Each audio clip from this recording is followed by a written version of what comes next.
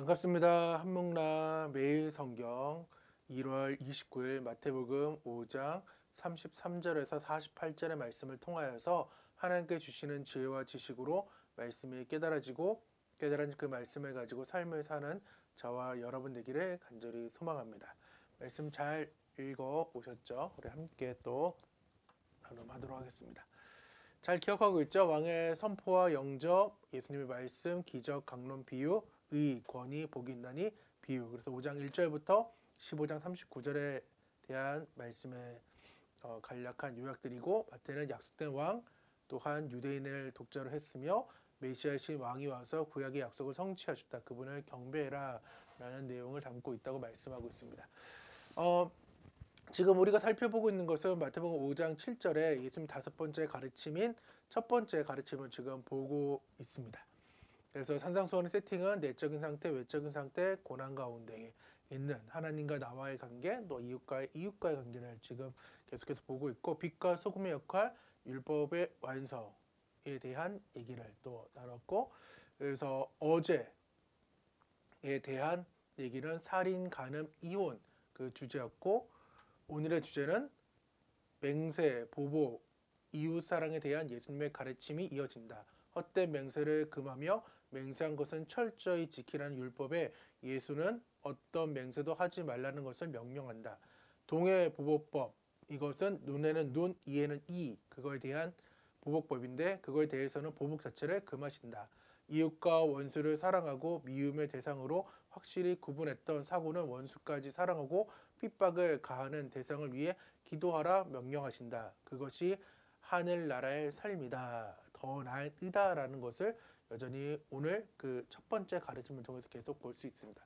단락의 구분은 맹세하지 말라, 보복하지 말라, 하나님 아버지처럼 온전해라에 대한 그 부분이 이웃과 원수, 예수님의 명령에 대해 볼 수 있습니다. 저는 43절에 48절의 말씀을 좀 보게 되었는데, 사랑, 또 내 이웃을 사랑하고 내 원수를 미워하라 하였던 것을 너희가 들었으나, 되게 좀 재밌는 말씀이 좀 이어지고 있죠. 내 이웃을 사랑하고 내 원수를 미워하라 라는 것을 너희가 들었대요. 결론은 성경은 사랑하고 또 원수를 미워하라는 얘기가 있다는 것인데, 신명기 6장 4, 5절, 레위기 19장 8절은 하나님과의 사랑, 이웃과의 사랑이죠. 특히 신명기 6장 4, 5절은 쉐마, 이스라엘아 들으라에 대한 그 유명한 말씀인데, 이스라엘아 들으라, 우리 하나님 여호와는 오직 유일한 여호와이시니 너는 마음을 다하고 뜻을 다하고 힘을 다하여 내 하나님 여호와를 사랑하라. 하나님과 나와의 관계에 대한 사랑을 말씀하고 있고, 레위기 19장 18절에는 원수를 갚지 말며 동포를 원망하지 말며 내 이웃 사랑하기를 내 자신과 같이 사랑하라. 나는 여호와니라 라고 말씀하고 있어요.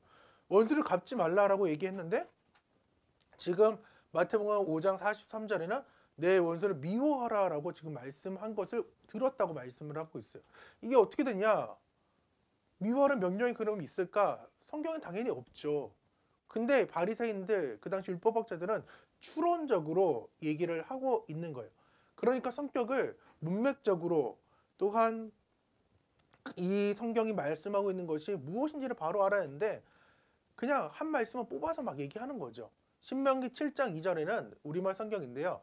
너희 하나님 여호와께서 그들을 너희 손에 넘겨 너희가 그들을 물리치게 하실 것이니 그때 너희는 그들을 완전히 멸망시키고 그들과 어떤 조약도 맺지 말고 불쌍히 여기지도 말라라는 이 말씀. 이 말씀은 가나안에 들어갈 때 가나안 문화에 대해 지금 동화되지 말고 내 백성의 모습, 하나님의 모습을 지키라는 것인데, 이 말씀을 지금 왜곡하는 거죠. 또한 시편 139편 21절 22절 쉬운 성경인데요. 여호와여, 주를 미워하는 자들을 내가 어찌 미워하지 않으며 주께 대항하는 자들을 내가 어찌 싫어하지 않을 수 있겠습니까? 내게는 그들에 대한 미움만이 있을 뿐입니다. 나는 그들을 나의 원수로 생각하고 있습니다. 이 말씀을 읽을 때에 묵상할 때 누가 떠오르나요? 사도 바울이죠. 바울 되기 이전에 사울이라는 거예요. 사울이 이런 마음을 가졌기 때문에 그 당시 예수님 믿는 사람들을 죽일 수밖에 없었다는 거죠. 이방인들에게 적용하는 것. 하느님을 대항하면 나에게도 그들은 주적이다라는 것이죠. 말씀의 합리화가 이루어졌다는 것입니다. 예수님은 그것을 들었지만은 이제 어떻게 해라? 예수님에 대한 그 더 나은 의에 대한 사랑은 무엇이냐?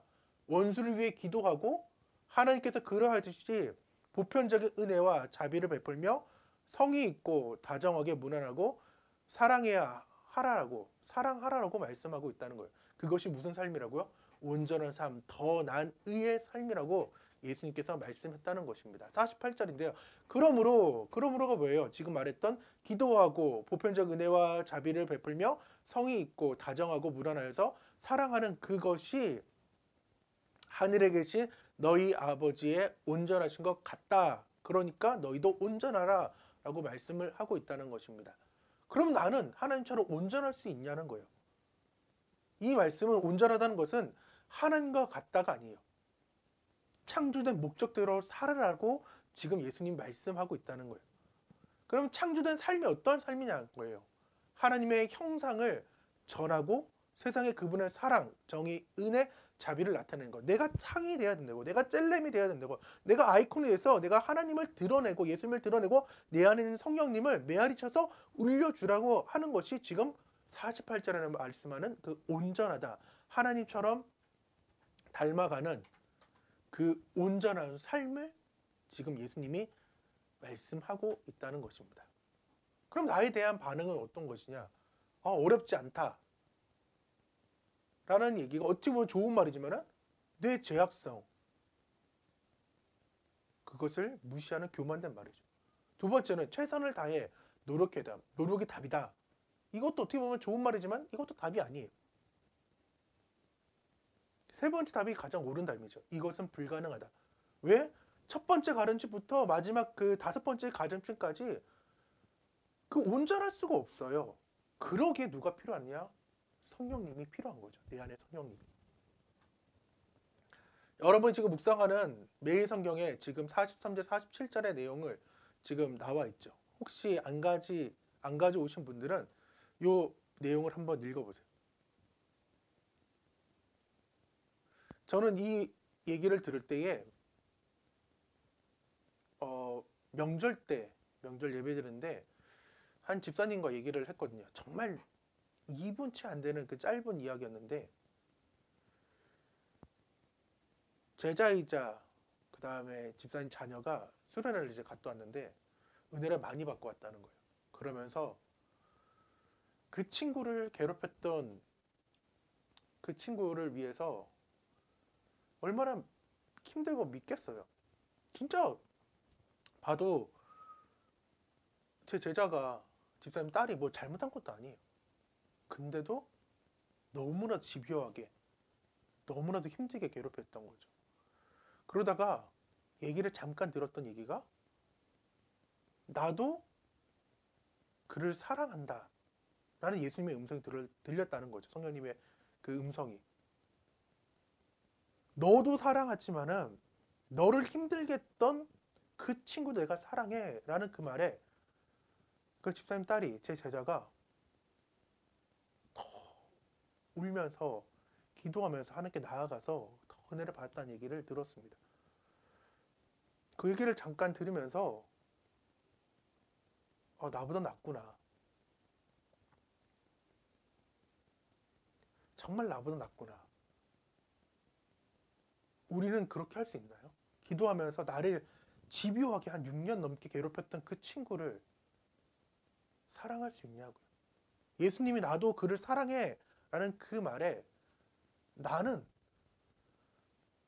여기까지 막 차고 여기에 터질 것 같아서 그 말을 듣고 기도하지만은 진짜 어떻게 보면 죽여버리고 싶은 상황이잖아요. 근데 저보다 낫더라고요. 그러면서 충만하게 은혜를 받는 모습을 그리고 간접적으로 들었어요. 6가지 주제, 살인, 간음, 이혼, 맹세, 복수, 사랑.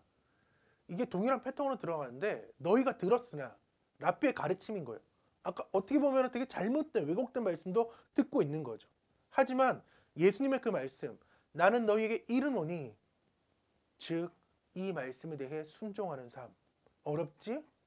성령님을 의지해, 나를 의지해 라고 말씀을 하고 있습니다. 말씀이 여러분에게 들렸습니까? 그것이 여러분을 움직일 것입니다. 그러니까 성령님을 의지하고 또한 순종하며 나아가는 저와 여러분 되기를 간절히 소망합니다. 기도하겠습니다. 하나님 감사합니다. 그 사랑이 얼마나 큰지 십자가의 은혜를 다시금 기억하게 도와주시고 정말 죽이고 싶은 그 친구도 어떻게 보면 예수님이 사랑하는 예수님께 핏값 주고 산 그 목숨의 값이라는 그 사람도 내 원수도 예수님 짤이라는 것을 알고 어제의 말씀처럼 죽이고 싶은 그 마음이 들 때에 살인하고 있었구나라는 것을 깨닫고 궁극적인 그 예수님의 사랑, 하나님의 사랑을 깨닫고 성령님을 의지하는 삶을 살 수 있도록 도와주셔서 나는 어렵지만은 성령님이 오늘도 함께하기에 말씀대로 살기를 원합니다. 나를 붙잡아 주셔서 예수님의 이름으로 기도드립니다. 아멘. 오늘 하루 주팅하시고 다 같이 안녕.